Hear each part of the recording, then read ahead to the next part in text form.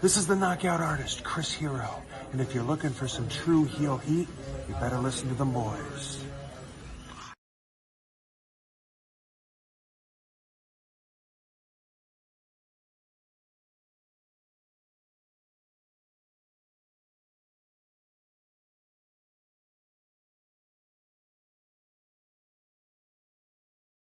Hey guys, it's Rosa and welcome to True Heel Heat.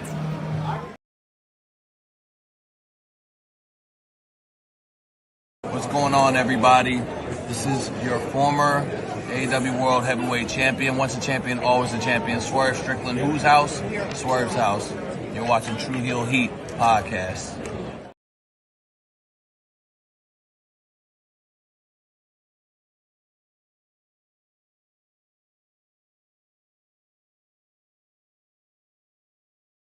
All right, hello, True Heel Heat. I'm the AEW World Champion, MJF. Just in case you're deaf, dumb, blind, stupid, or since you listen to this podcast, or you're listening to True Heel Heat, and I apologize for that.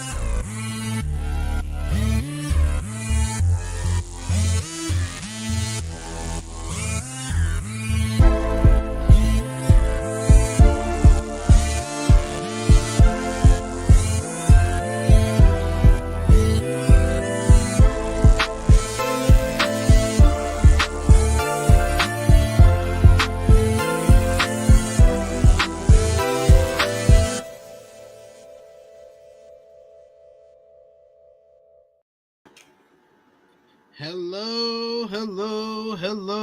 It is me, your True Heel Phenom SP3. We are live on the True Heel Heat YouTube, Facebook, and Twitter for AEWramble episode 202 Unified. Dada, Yes. my tooth has got news. You want to show everybody your tooth is loose?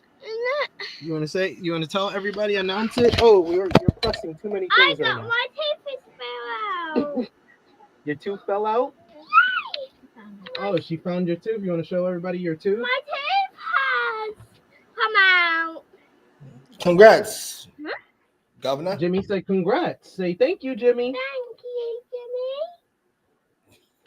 You're welcome. She knocked out my mic and everything. It's okay. That's how you start off a show, folks. I've never seen her mark out more. She marked out like she had won the Super Bowl. She's like, my tooth fell out. My tooth fell out. She's like, Mom, look. But yes, we are live on the True Heel Heat Facebook, Twitter, and YouTube for AEWramble 202 Unified, reviewing last night's AEW Summer Blockbuster, AEW Dynamite in Collision 4-hour block. We appreciate y'all for joining us live. Appreciate y'all for watching us on demand. Either way, show your appreciation back the simplest way possible. Drop the thumbs up on this video. Share this video with all your wrestling fans, friends, and family on all your favorite social media platforms. If you are new to the True Hill Heat YouTube channel, hit that subscribe button. Hit the bell to stay notified for all the great content here. And of course, sound off in the live chat. We love to interact with all of you guys. Hear your thoughts on last night's Summer Blockbuster. And of course, if you're feeling generous, you want to give back to what we do here, you want to show your support to the True Hill Heat YouTube channel and AEWramble here every Thursday, reviewing AEW Dynamite as only we can. You can do so with a super chat donation.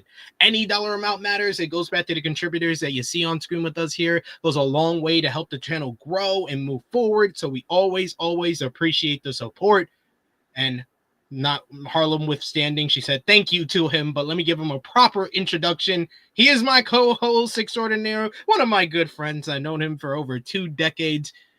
And of course, your favorite critic for AEW, All Elite Wrestling, and Tony Khan, the master of the Yankee fitted, Mr. Jimmy Mackram. How are you doing?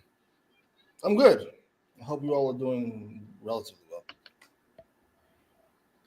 Relatively well? Why you don't want people to just feel well? Those motherfuckers do too well, then they talk slick, and I don't need niggas talk slick in my life. You feel good enough to be enjoying your life, but not too good to where you think you're the shit, and I gotta bring you down a couple notches.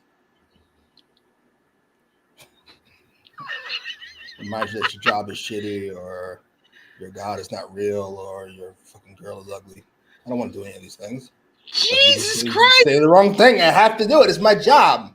It's my job. I don't want to.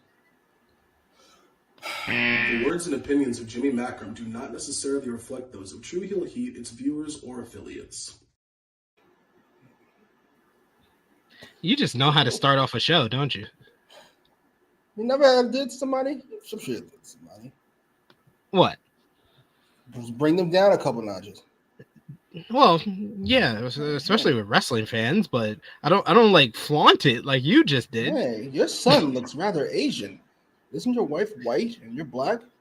How does that work? Isn't her boss Asian? That's interesting.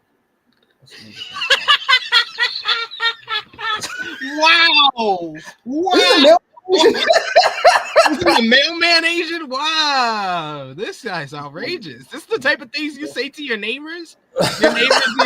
Your neighbors say something a little too slick to you. You be like, yeah, your kid's Asian. Oh, take it easy. You ain't gonna work? Oh, right. I did get laid off last week. I totally forgot. My bad. That's on me. This is the type of shit you say to just random people? People hate my friends. Not random people. Neighbors. Friends. You gotta bring them down a couple notches. I remember a certain friend of mine, he was feeling rather good about himself because he got a rather young woman that I said he could not get. Well, I didn't say he couldn't get. Why do I know? Why do I know? He said it's almost like you don't have that many friends. So he got a young woman that he thought I said he couldn't get. He was like, "You said I couldn't do it." I said, "No, I said you couldn't get a hot 19-year-old." That's what I said. And no offense, your girlfriend is fine. No disrespect. Wait, this is his girlfriend? Yeah. Wait. Are we talking about the same person? We probably are. Wait. We are both around the same age as he is. That's a little disturbing. Hey, nothing to do with me. Nothing to do with me. Wait. If he ever gets accused of anything, if we're talking about the same person, don't they have a child around the same age? I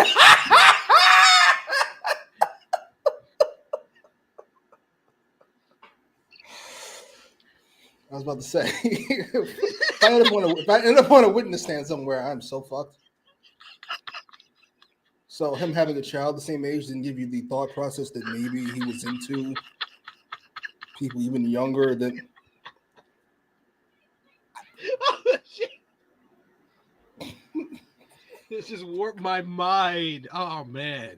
You know, I got to tell my missus. My missus loves the stories about our friend. She's gonna be like, "What? Why?" I don't know nothing. I ain't snitching, She looked 18 to me, officer. Fuck out of my face.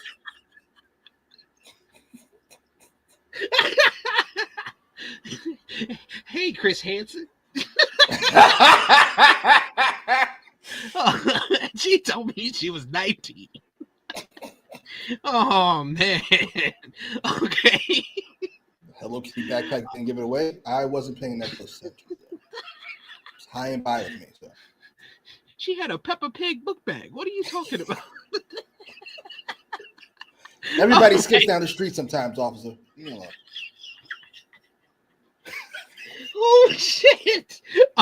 We got Alexander Fitzgerald in the chat. Thanks for joining us, Alexander. Good to see you.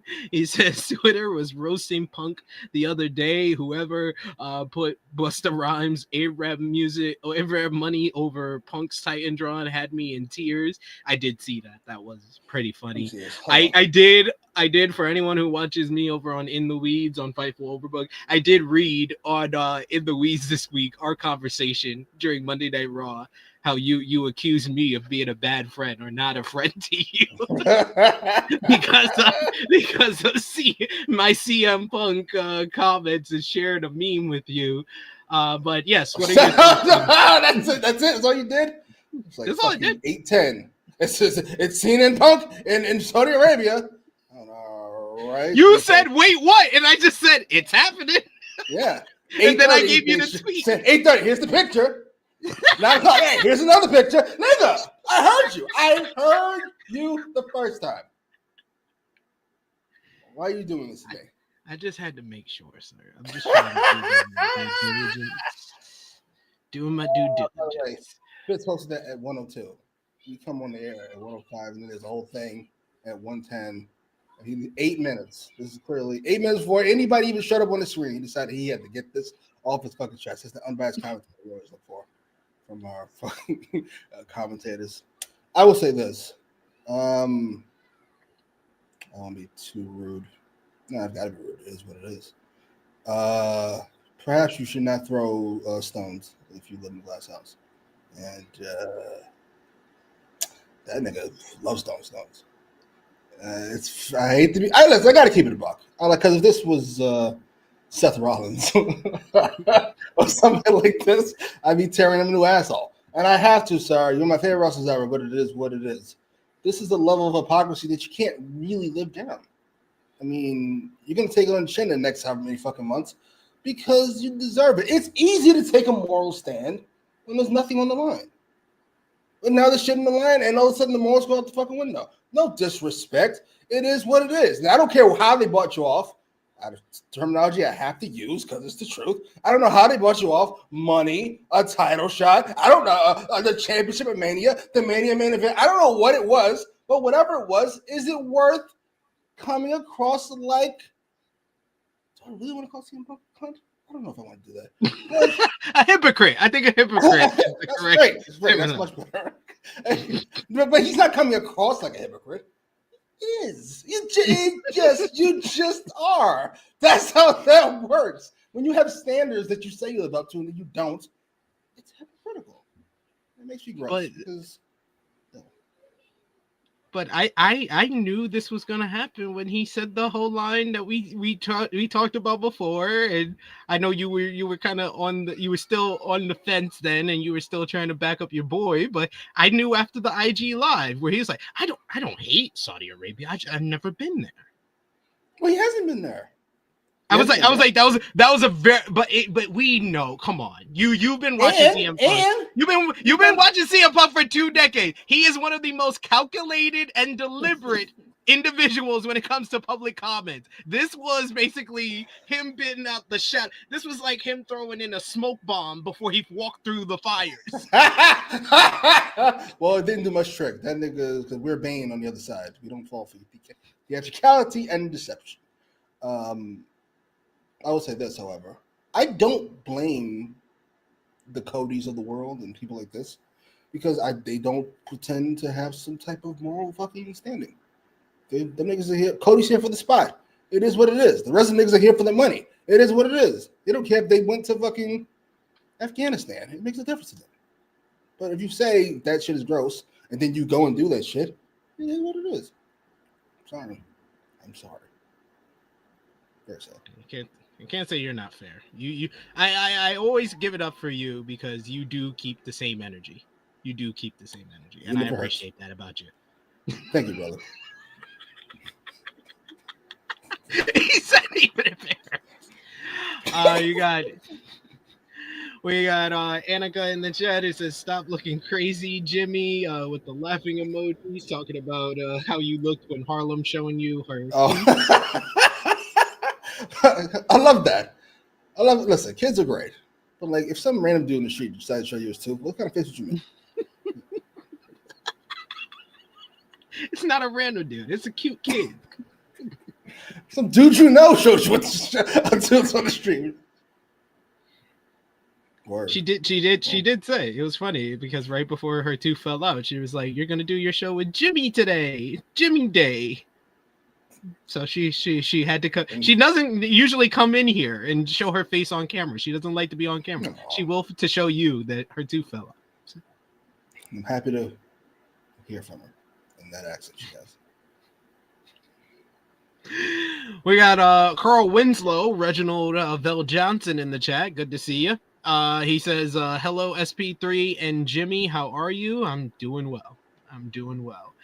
We also got Alexander Fitzgerald says hot opening to AEWramble, and we got our first super chat donation from the good brother Chuck Berries. Thank you so much, Chuck Berries, and we will give you the mic so we can hear from Blake Monroe. Speak, bitch! Come on now! Oh my God, Siobhan, what the hell is wrong with you?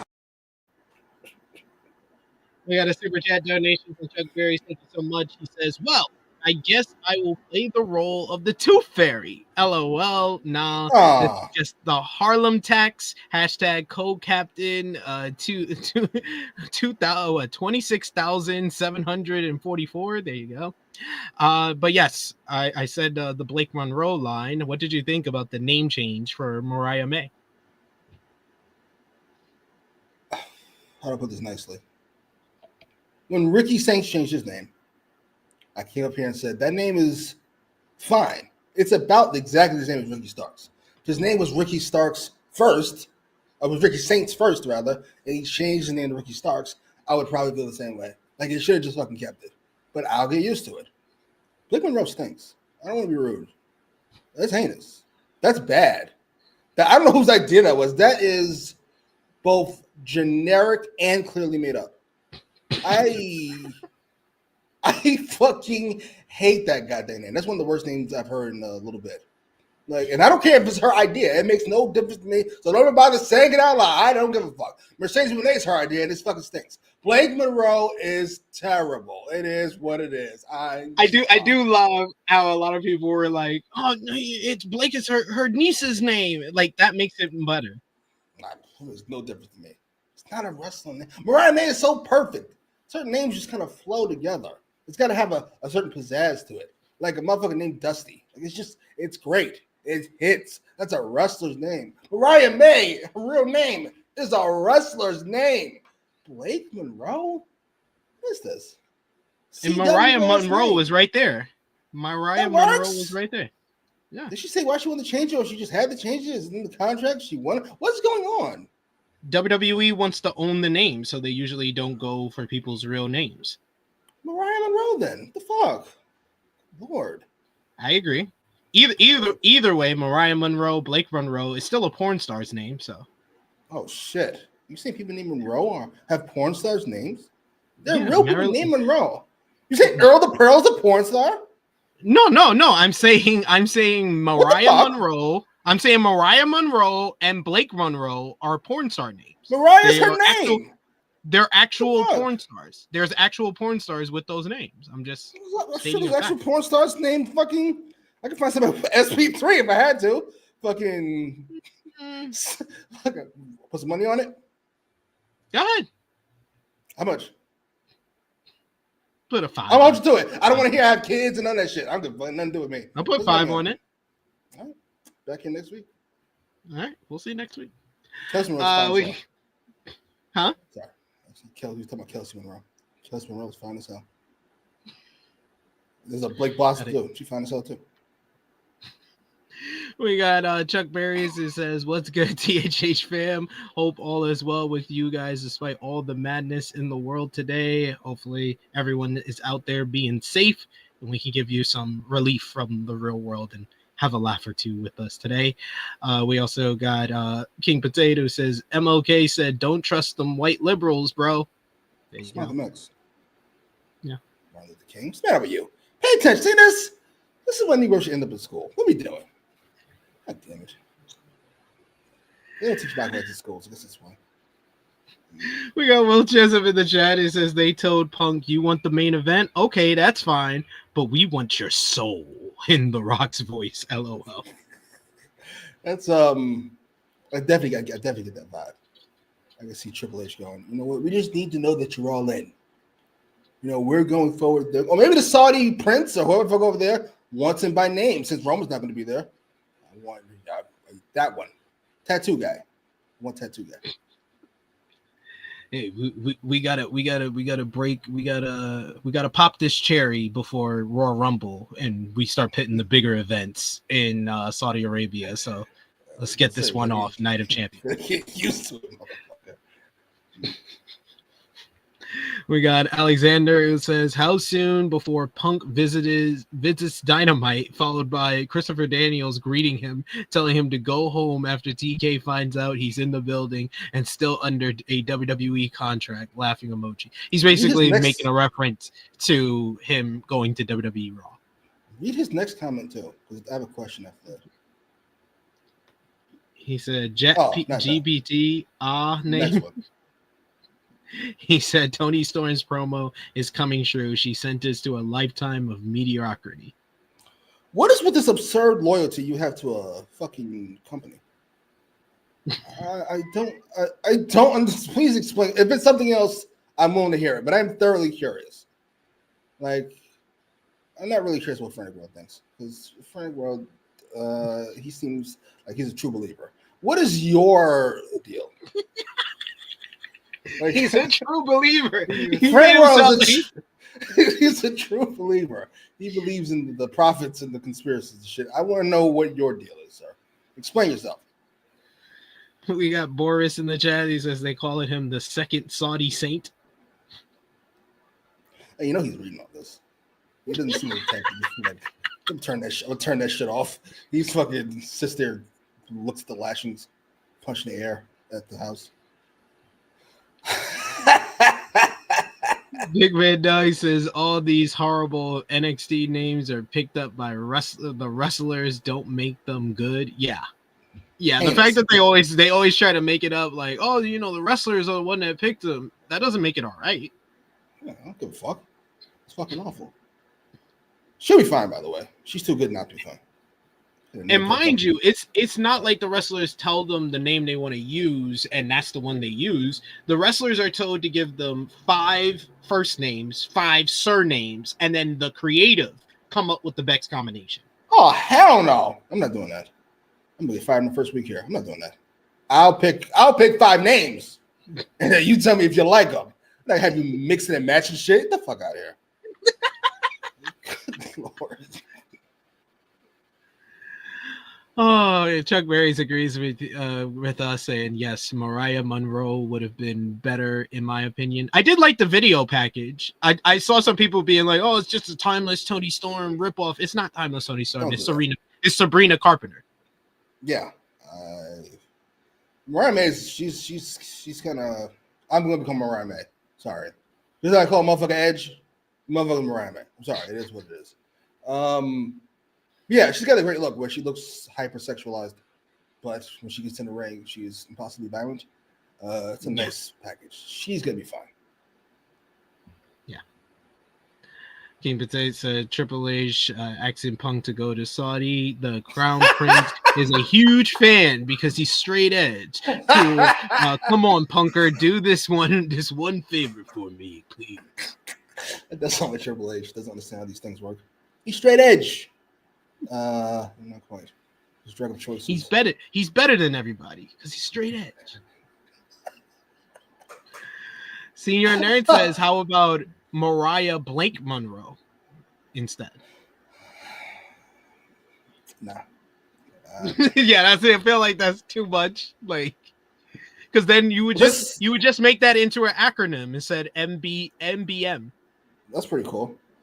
Senior Nerd, AEW's better. How does that explain what the fuck I asked?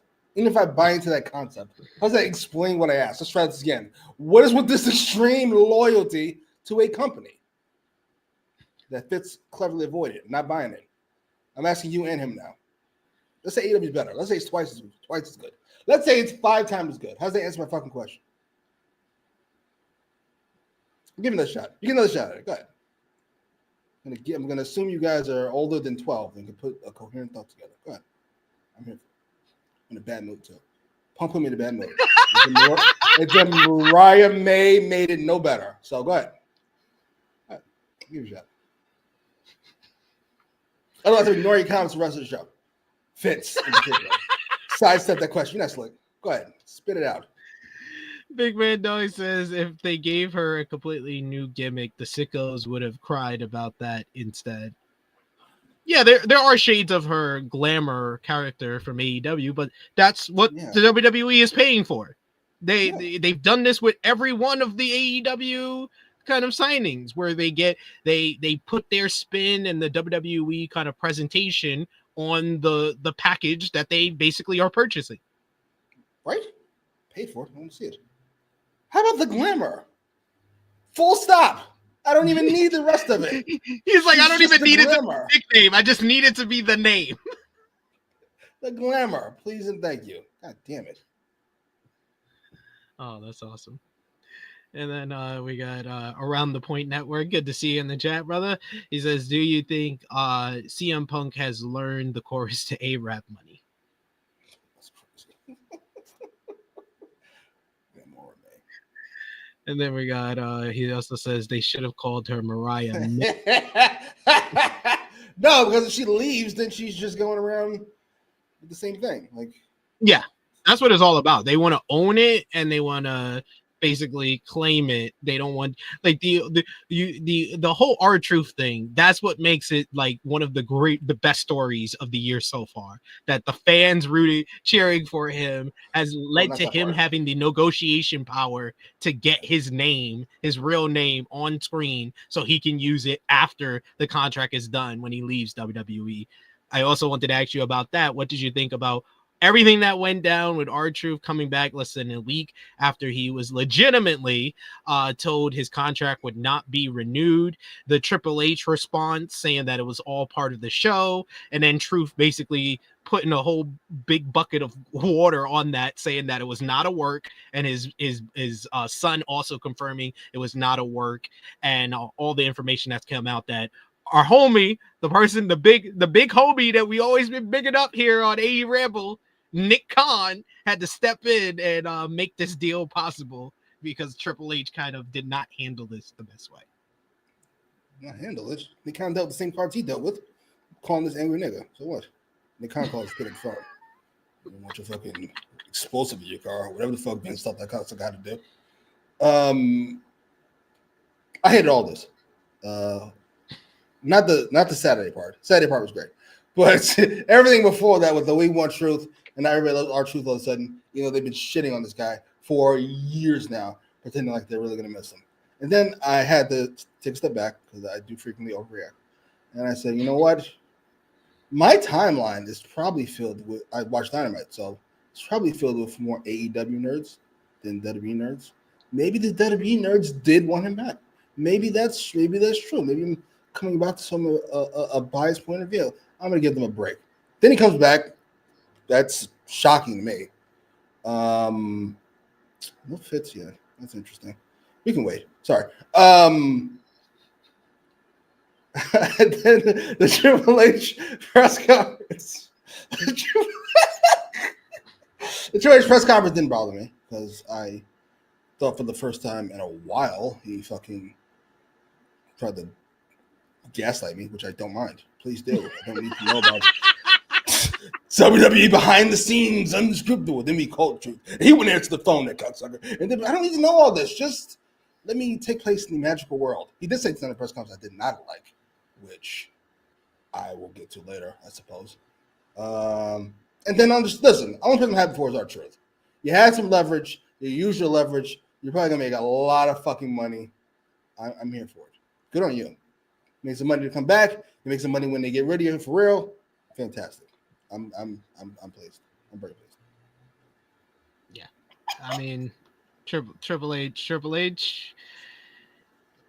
There's not a world where Triple H was going to admit that the company did anything wrong or give credit to the fans for bringing him back in any way. I know a lot of people said he could have simply said that, but I think that those people don't know who Triple H has been and who we kind of grew up with him kind of being. And a lot of times when he has any criticism or gets a tough question, a lot of that of like mid 2000s Triple H comes out a bit. And this was him in that kind of form a little bit, but yeah. I think that it didn't help, because I think that if he doesn't even do the press conference and he just lets the wrestlers do it, and you don't get that question and that answer, I think that it would be a lot more positive vibes around the whole R-Truth return than what really has been the discourse over the last couple of days. I'm trying to stay positive here. Who cares? I know you don't like it. You told me, you was like, now I gotta sit through R-Truth getting a push. That's what I'm saying. You're such a Debbie Downer. It's like we're all sitting here pretending together about pretend shit. What are we even doing? So now we all have to pretend that we're actually interested in R-Truth push in 2025 to what? To spite the big bad corp. No, I can dislike two things at once. I don't like the big bad corporation, and I don't want an R-Truth push. They're both fucking true. I'm sorry. I will tell you one thing he said, and it was slick, which was his probably a significantly better move on his part than his usual arrogant horseshit. He said John Cena has earned the right to do what he wants to do, and blah, blah, blah, blah, blah, blah, blah. That is him saying, do not blame me for the horseshit you see on screen with John Cena. John Cena does his own thing, and that's not, nobody wrote that shit for him. That's just him doing his thing. No, you're the guy, right? When all the success and all the fucking money and the gates and the fucking Triple H era, and you're in front of the screen on Netflix, you're on the big screen WrestleMania, that's you, right? Good shit, right? That means when shit goes sideways, that's you too. I don't want to hear John Cena's idea. You take the blame. You have to okay it, right? You have to give the okay, right? Great. So it's your idea. Sorry, Charlie. I love how this discourse has just caused like a whole split in the Matrix. Thank you. Hey, I'm glad some of y'all was. Come on, man. We ain't gotta pretend. So, King of Harchu Mandu says R-Truth is getting a sympathy push, 100% sad, but true. The man deserved way more in his WWE run instead of getting it now. At least he's getting it. I think he'll be happy. He's happy because he's setting himself up for life after, and he probably got a nice little payday from it. I love how everybody now is all the way Vince treated him was so bad. Listen, he wanted to be the tap dance nigga, and they let him be the tap dance nigga. We're not doing this. He could. Well, is Punk forced to go to Saudi Arabia, or could he say, "I'm not going to deal with the consequences"? Right. So if you didn't want to be tap dance, things can be true. Right? Yes. Right. You could quit. Right. All right. Fuck out of here. Shut up, Fitz. We don't want to hear none of that bullshit. The words and opinions of Jimmy Mackram do not necessarily reflect those of True Heel Heat, its viewers, or affiliates. Oh, I didn't even mean to time it that well. WWE has let me down. I'm sorry, I'm reading Fitz's thing finally. He's ahead of something. Go ahead, read it. Read it out loud. I'm sure. WWE has let me down too much over the years. Aw. 2019 was my breaking point, but it's gotten better. Love the talent they have, just hate the company. I also just like to troll with the AEW tribalism. We're not gonna do that. We're just gonna listen to the.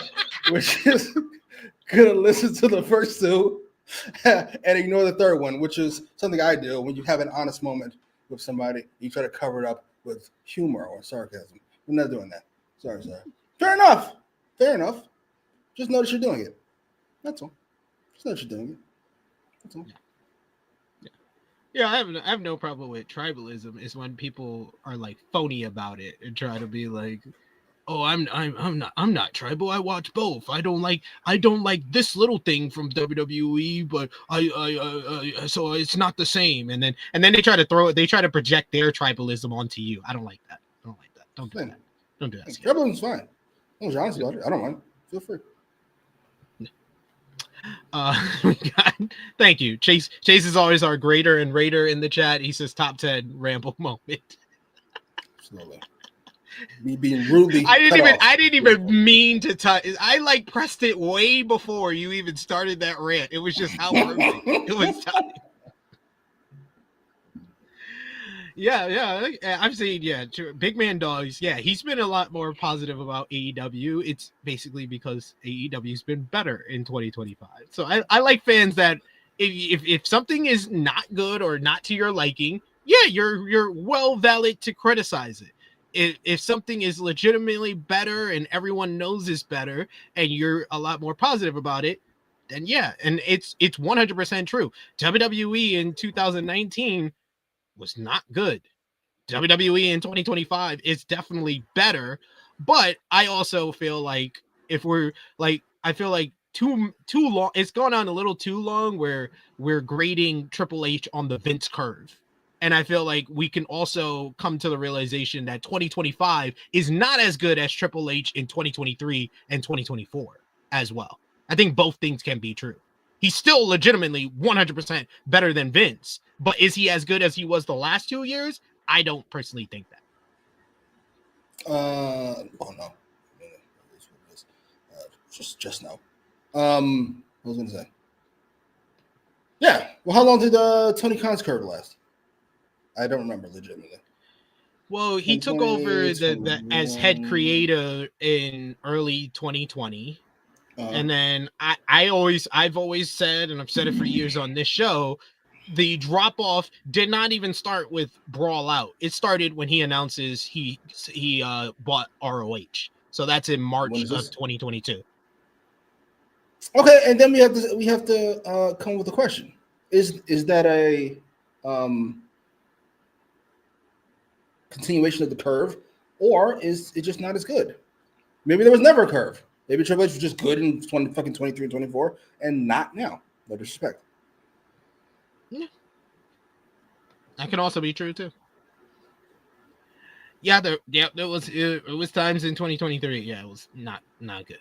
I say 2023 it was going well, and then a whole bunch of shit happened of a combination of Punk being forced to leave, the Adam Cole injury, and Kenny Omega going down with diverticulitis. All of that happened within a couple of months of each other, and it just brought AEW down by the end of 2023, where it was not in a good place. All those things combined with the fact that the boss is a fucking idiot definitely contributed. Yes, that's very true. I don't like to insult people directly, but yeah, there you go. All right, let's now. Has he talked recently? Did he have a throat injury? I haven't even heard from this cocksucker. He did well in that Double or Nothing post media scrub. He's gotten PR lessons, yo. PR lessons. Good on you, sir. You must have heard the news about WBD, and he's like, "I better be quiet. I might have to go back for a job somewhere." What did I tell you, by the way? What did I tell y'all before AEW even re-signed? Didn't I tell you these fucking cocksuckers were incompetent? Wasn't that me that told you fucking WBD is full of incompetent fucking people? No disrespect. David Zaslav and them. And now look, going into the shitter because he stinks at his fucking job. Told you. Now you hitch your wagon to this fucking idiot. Good job. Brilliant idea. All right, AEW Dynamite and Collision. First up, the Dynamite Summer Blockbuster. What did you think about the crowd in Portland, Oregon last night? I was not a fan. Now, maybe Swerve and Ospreay is a bigger deal to me than it is to them. I was like, this is not enough energy for me. I am not here for this. This just feel like Dragon and Omega. I mean, maybe not quite that level, but near it at least. Jesus. Yeah. How many people were there? It's over, I think, like almost like 3,500, 3,500. That's about the usual. No excuses for these bums. Yeah, I thought it would be a little bit louder, a little bit more energy throughout. I think they got more energy as the time went on, and they showed a lot more energy, like even like 3 hours into the show, where I'll give them credit there. But to start off the show, I agree with you. The energy wasn't there for the big match on this show. But we start off backstage for the summer blockbuster, where we see timeless Toni Storm being driven into the arena by Luther on a tricycle. Then we see Christopher Daniels walking with Hangman Adam Page backstage, and Daniels tells Hangman he can't fight all the Death Riders by himself, leading up to Jon Moxley at All In. Daniels tells Page that the Young Bucks don't have his back, despite saying they have his best interests, while others in the back do, something that Page might want to rectify for all the past transgressions that he has, since Daniels himself is incapable of helping. Hangman walks off, but then we see that Jon Moxley had just been standing around there. I love the fact that Moxley is dressed. If he puts on a hat, he is totally nondescript compared to everybody else. So that was very well done. And then we also see the Death Riders stalking Hangman into the building, and right before that was the cold open before we went into the opening video. I thought that this was one of the best well done kind of cold opens to the show that they've done in a while, setting up what we would see later in the show. I was about to fucking complain about, of course, the one thing they take from WWE is their fucking shitty hit. This guy's in the building openings, which I fucking cannot stand. And then we got the Moxley stuff, and I went, holy shit, that was actually fucking dope. Good job. That was clean. That was fantastic. It was really well done. Really well done. And then we get our opening contest, Will Ospreay going one-on-one with Swerve Strickland. This, of course, is the two friends going at it due to their different views going into All In Texas, with Ospreay wanting Swerve to work with Hangman to get the world title from Jon Moxley, while Swerve is very adamant about not wanting to work with Hangman. The bell sounded, and we did get some holy shit chants from the crowd ringing out as both men stood in the center ring. They both shook hands, neither letting go, and we get a fast-paced opening sequence between the two, ending with both getting a kip up. Both tried head scissors, and with the other flipping out into a stalemate. Strickland was the first one to throw a strike, and it busted Ospreay's nose open. I think Ospreay got his nose busted through the opening sequence, really, because I saw the blood kind of dripping from his nose before then. But Swerve gets a big forearm, and it makes it bleed even more. Ospreay responded. He gets a snap Hurricane Rana and corner strikes. They have a chop battle, which Strickland won as he followed with an uppercut, and then before hitting the gritty, rolling flatliner connects as Swerve remained in control with a backbreaker, keeping Ospreay grounded. Ospreay fired off with a chop to the windpipe of Swerve, who so did big like he couldn't breathe. Hangspring corkscrew kick, and then the pip cheerio.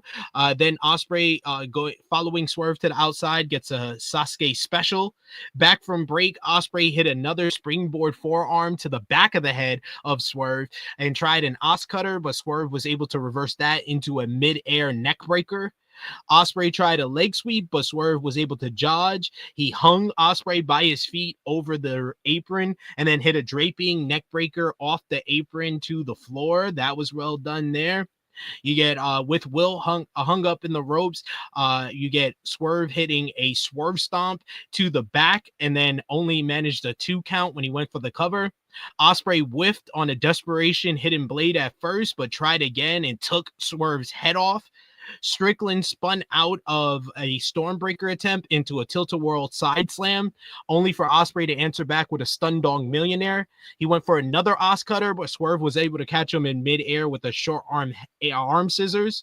Ospreay powered out in a wheelbarrow, winded up into a corner buckle powerbomb. Then Swerve punk faked high and went for the knee. He sprung to the top ropes.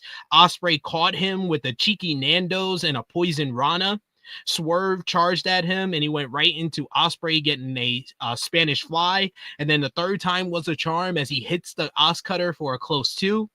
Swerve backdrop Ospreay to the floor to avoid a Stormbreaker as Strickland backflipped off the apron. He awkwardly landed, kind of hurting his knee in the process. He was selling the knee when Ospreay does a tope hidden blade, taking Swerve's head off. I thought Nana did a great job selling that move where he sold it big with the shock look on his face. Ospreay then went after the knee that bothered Swerve on the landing, and he went for a figure 4 in the ring. Swerve making the ropes as things return. We get multiple thrust kicks, landed flush, but only woke up Strickland. So Swerve, Ospreay swung for the fences and goes for the hidden blade. He missed and crashed badly into the corner. Swerve worked a Kimura lock up in the ropes and then hit a superplex in the process. Swerve went to the short arm scissors again, this time with the triangle, but Ospreay was able to power out and then tried for the Styles Clash, but Swerve responded and countered into a Deadeye for a 2 count. I was like, oh shit, using your boy's moves because he used yours as double or nothing. Swerve went up top, but he missed the Swerve stomp, and then Ospreay hits the hidden blade for a close near fall. Excalibur tells us that we're 25 minutes in as they rise to their feet and start slugging it out. We get Swerve snapped Ospreay's shoulder down and then went for a quick house call. He goes for the Swerve stomp and he hits it, but Ospreay kicks out at 2. Swerve bent the arm back and snapped it. Ospreay then he blocks the house call. He hits the hidden blade. He then follows up with a Stormbreaker, but Swerve's able to kick out at 2.99. Ospreay took too long contemplating a Tiger Driver and was selling the arm, allowing for Swerve to hit a Vertebreaker and then a house call flush, but Ospreay was able to roll to the apron.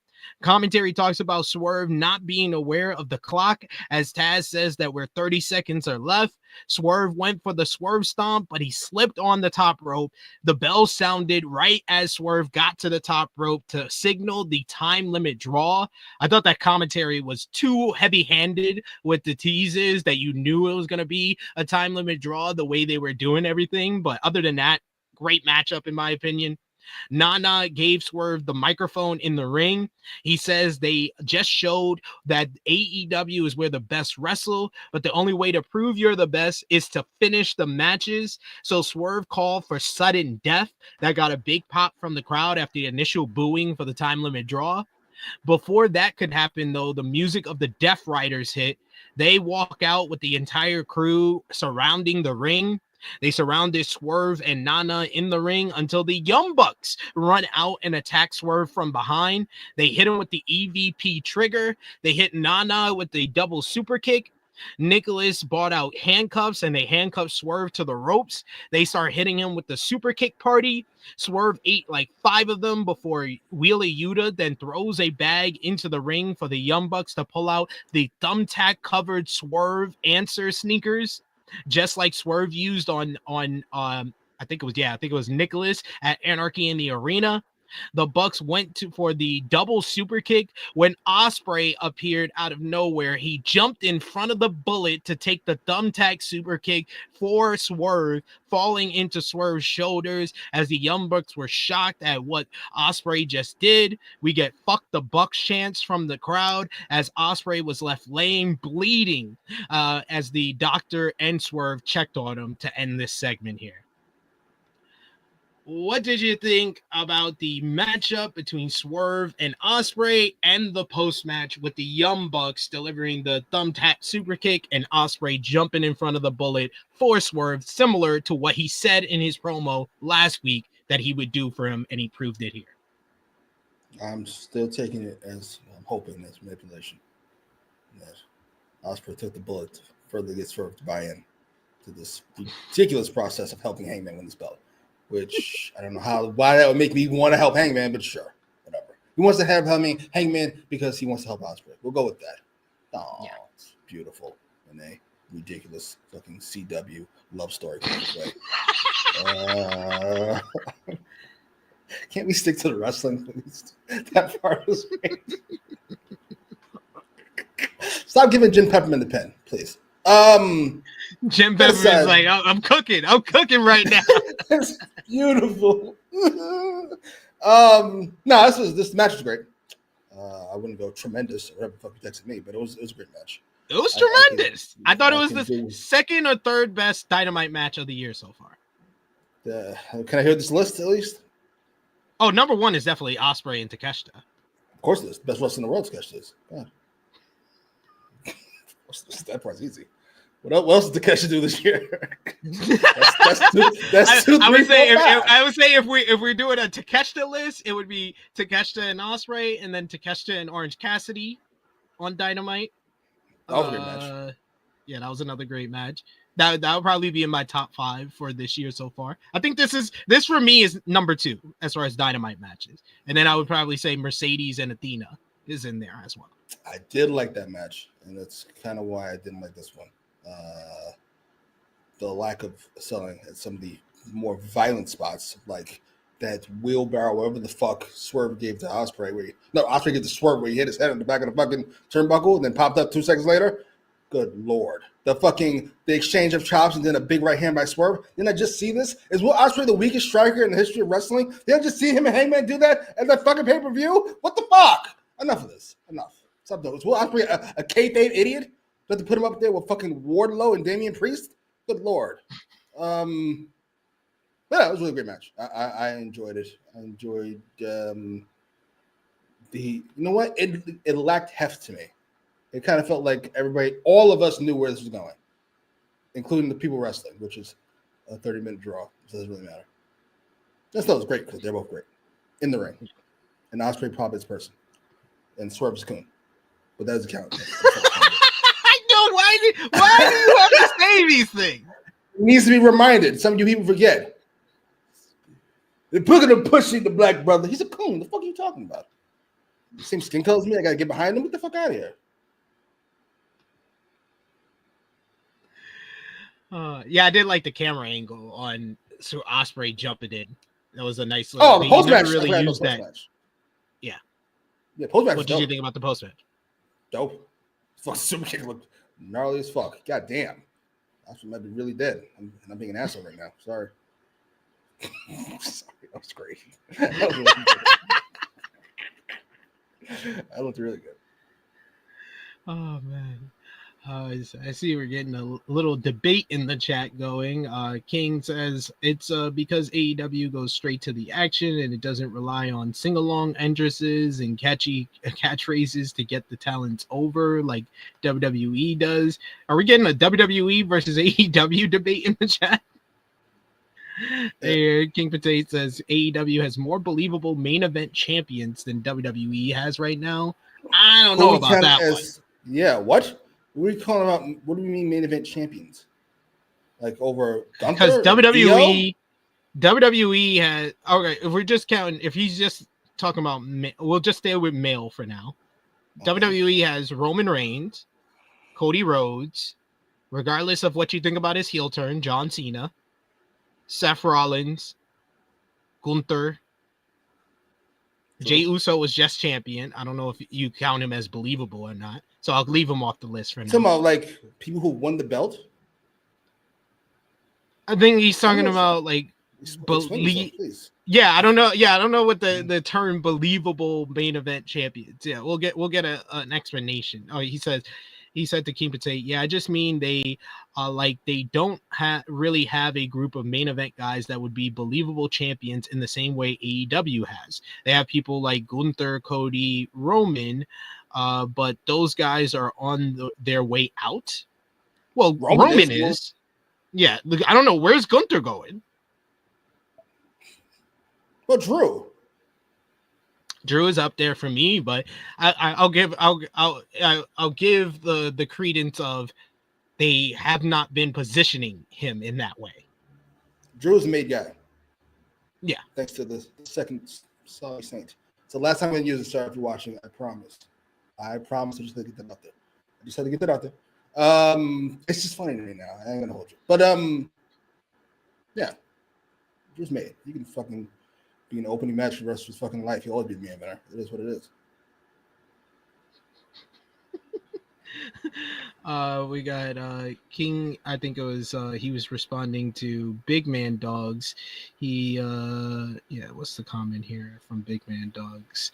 Yeah, Big Man Dogs, they have been doing better / more angles without as much lame stuff, and the cast has been reduced, so you care more about the people on screen. I think he's talking about AEW. And then Beautifully he says, said. Yeah. He says, I like all the world champs except for the NP Cena. Jesus. Now that Gunther got the belt back. Yeah. That's wild. That's a wild nickname for Cena, sir. NP Cena. That's well. That was really well done. I must say, yes. Really well done. We owe the Bucks an apology. Get the fuck out of here. Don't do this. We're not this revisionist history. I hate people do this. Your husband beats you up every single day after you get home from work, but then he brings you flowers the fucking on the 46th day, and now you owe him an apology. Get the fuck out of here. What are you talking about? Enough. No, it's basically like your husband cheats on you, and then y'all get back together, and then you're like, yo, he hasn't cheated in 6 months. Like, nah. That ain't how that works, buddy. Close your eyes if you want to. Chilling with Chase says, match started slow, but enjoyed it overall. Great post-match. Enjoy when the Bucks are vicious. I think that the match starting slow was to its benefit because I thought it built up nicely. It escalated in the right way where it went from second gear to third gear, and then they were cooking by the closing stretch of the matchup. Yeah, I didn't listen about it. I didn't like the cohesion. I thought the first match had. And, the first match I thought was definitely better than this one, but I still thought this one was tremendous. What's tremendous? Give me a star rating, and please don't say 5. Otherwise, I have to leave. Well, I gave 5 stars to the first match from Forbidden Door. I gave this one like 4.5, 4 3/4. That would be tremendous. It's wrong, but that would be tremendous. I understand what you're coming from. Yeah.